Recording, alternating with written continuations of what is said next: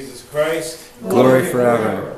So Saint Nicholas of Myra and Lycia, who we celebrate today, may be one of the most highly recognized saints that the world knows, besides Jesus Christ and the Mother of God.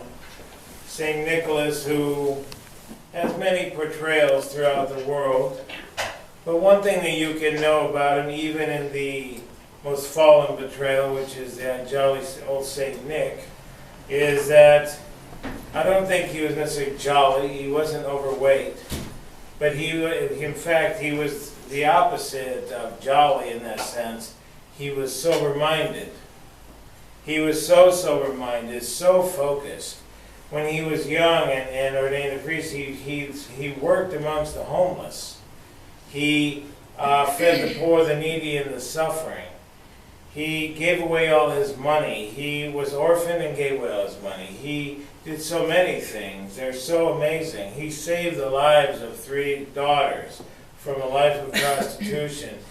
He found, the people who had harmed others. He did so many things, and in the end, what did he do? He also, defended the church against the slander of Arius. So in other words, he is quite a man. In every way that you could know a man in this world who loves God, he is. And even there's stories about him when he was young that he was so devoted to fasting that he wouldn't feed from his mother's breast on Wednesdays and Fridays. And of course, I don't know if I was there then, but we know that for sure. But probably, in his case, raised from the very beginning of his life in a sense of understanding the nature of God, very sober-minded man. And this very sober-minded man whose relic is with us, we have relics from him, more than one from him, has blessed our congregation here, our church in the west side of Los Angeles on this blessed day of his feast day. And so, what did he do in his life? He took care of those less fortunate. What did he do? He taught. He consoled. He loved. He was, in the words, at peace.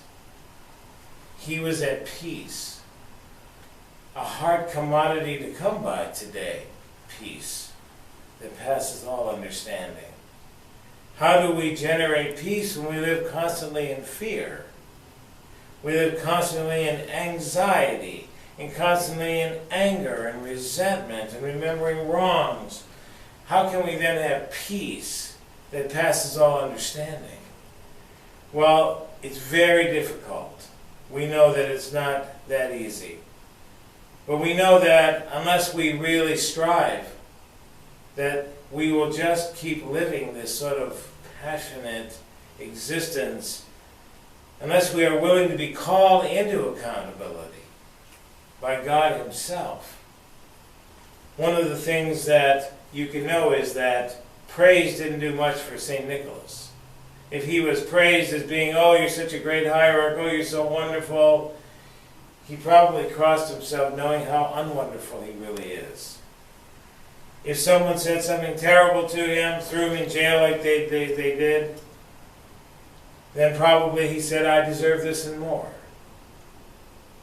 In other words, there wasn't much that he was unwilling to be sober-minded about because he was sober-minded about everything, including keeping the fast.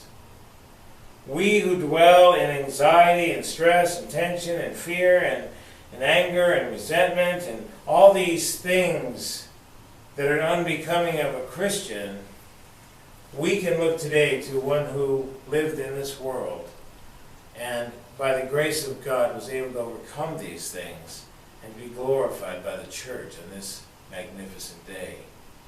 So for us, brothers and sisters, let us strive to enter at the gate, that straight and narrow pathway of Jesus Christ. Let us remember and ask for His help, because it says in the canon, in fact, if we ask for His help, any malady that we have, He will take care of it.